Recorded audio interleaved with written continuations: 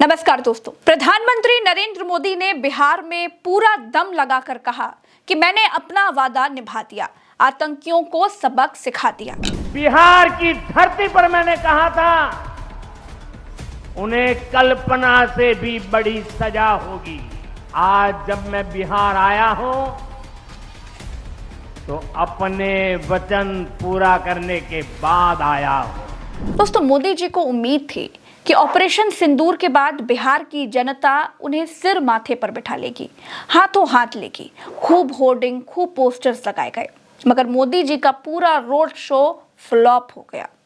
हमेशा खुली गाड़ी पर खड़े होकर हाथ हिला हिलाकर रोड शो करने वाले नरेंद्र मोदी जी 29 मई को गाड़ी का शीशा चढ़ाकर बैठे रहे। प्रधानमंत्री के रोड शो में जो भीड़ होनी चाहिए थी वो भीड़ ही नहीं थी। पीछे के लोग भाग भाग कर आगे आ रहे थे। मोदी के लिए जो दीवानगी लोगों के मन में ऑपरेशन सिंदूर के बाद होनी चाहिए थी वो बिल्कुल नहीं थी, बल्कि दोस्तों लोग केवल प्रधानमंत्री को बस एक बार देखने के लिए आए थे। जो जोश, जो भौकाल होना चाहिए था वो दिखाई नहीं दिया।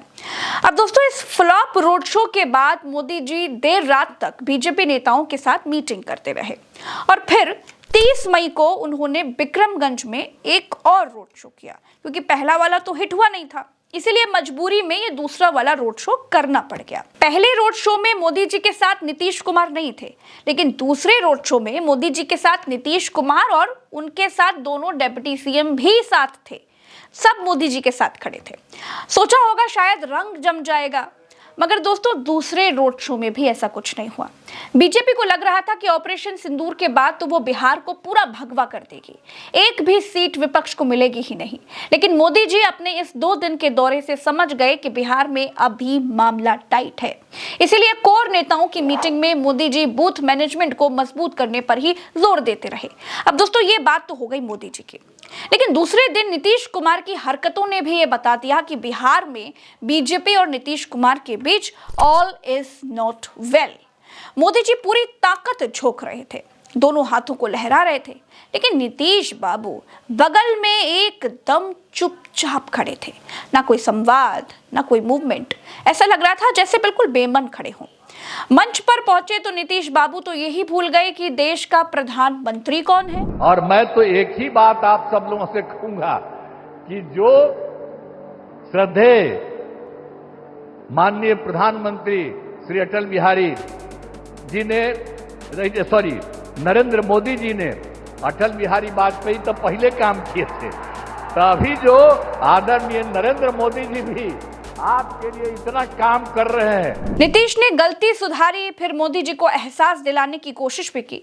चिल्ला चिल्ला कर सामने बैठी जनता को खड़ा कर दिया।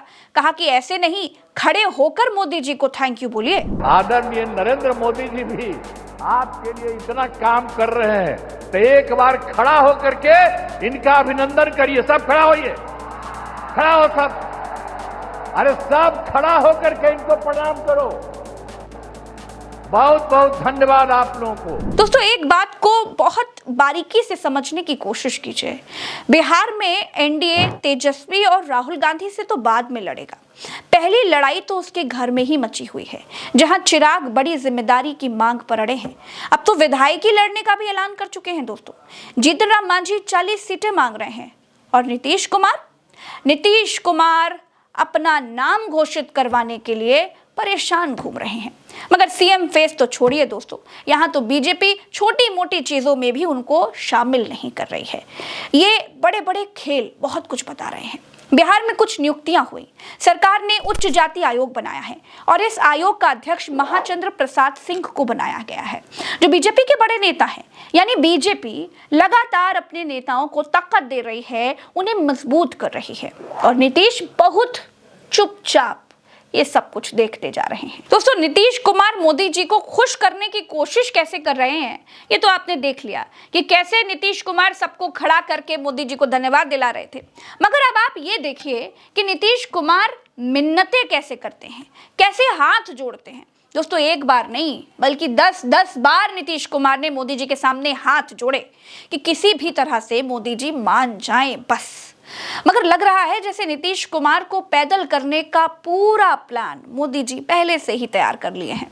तभी तो नीतीश को बिना साथ लिए पहले रोड शो किया, फिर डिप्टी सीएम विजय सिन्हा के बेटे की रिंग सेरेमनी में बिना नीतीश कुमार के अकेले चले गए। मतलब नीतीश हाथ जोड़े या पैर छुएं, चाहे तालियां बजवा लें या तारीफ कर लें, बीजेपी बिहार में महाराष्ट्र वाला एपिसोड दोहराएगी, ये तो पक्का है। नीतीश कुमार किसी भी कीमत पर कुर्सी छोड़ने के लिए तैयार होंगे नहीं, तो उसके लिए ये नैरेटिव भी गढ़ा जा रहा है कि नीतीश कुमार बीमार हैं। नीतीश बाबू सब जानते हैं, सब समझते हैं, मगर वो कहते हैं ना कि जब अपनी गोट कहीं फंसी हो तो आदमी को सब जान करके भी अनजान बने रहना पड़ता है। नीतीश को पता है कि बीजेपी किस सपने को पूरा करने की फिराक में है। नीतीश को पता है कि चिराग इतना ज्यादा कैसे बोल पा रहे हैं। नीतीश को पता है कि मांझी और उपेंद्र कुशवाहा किसके पावर पर नीतीश को आंख दिखाते रहते हैं। मगर मामला यह है कि नीतीश बाबू चारों तरफ से घिर गए हैं।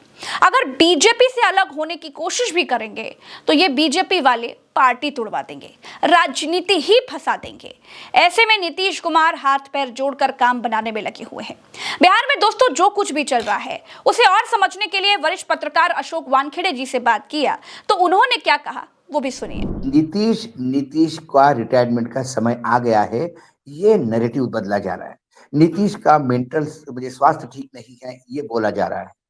अब नीतीश पूर्ण रूप से बीजेपी के सामने है। देखिए, आप वो जिस हिसाब से हाथ जोड़ जोड़ के बात कर रहे थे, वो वीडियो कितना वायरल हुआ पूरे, यदि आप देखें, मैंने क्या कहा, जहां जहां देखो वही फुटेज दिखता है, बाकी कोई फुटेज नहीं होता दिखता है। तो एक मैसेज ये जा रहा है कि अब नीतीश वो नीतीश नहीं रहे जिनका अपना वजूद था। अब नीतीश वो नीतीश है जो बीजेपी के वजूद पे चल रहे। क्या दोस्तों, बिहार वो राज्य है जहां बीजेपी अपनी पार्टी के नेता को मुख्यमंत्री अभी तक नहीं बना पाई है। या तो वो विपक्ष में होती है या फिर डिप्टी सीएम की कुर्सी तक ही रुकी रहती है। मगर इस बार साम दाम दंड भेद चाहे जो करना पड़ा, मोदी जी पूरी ताकत झोंके हैं कि किसी भी तरह भाजपा की ही बम बम हो जाए। अब दोस्तों आगे का तो पता नहीं, लेकिन जो पहली कोशिश थी वो तो फेल हो गई, रंग फीके पड़ गए और बीजेपी की तैयारी की पोल भी खुल गई। ऑपरेशन सिंदूर के नाम पर जब मामला नहीं बना तो अब बीजेपी इससे बड़ा और क्या ही करेगी। खैर दोस्तों, ये पॉलिटिक्स है, यहाँ कुछ भी हो सकता है। फिलहाल बीजेपी के नेताओं को टेंशन यह है कि रंग कैसे जमे, बात कैसे बने, और नीतीश को तनाव है कि बीजेपी कहीं कुर्सी न छीन ले। देखते जाइए बिहार में क्या कुछ होने जा रहा है। फिलहाल मेरे साथ इतना ही। चैनल को सब्सक्राइब कीजिएगा। राम राम, दुआ सलाम, जय हिंद।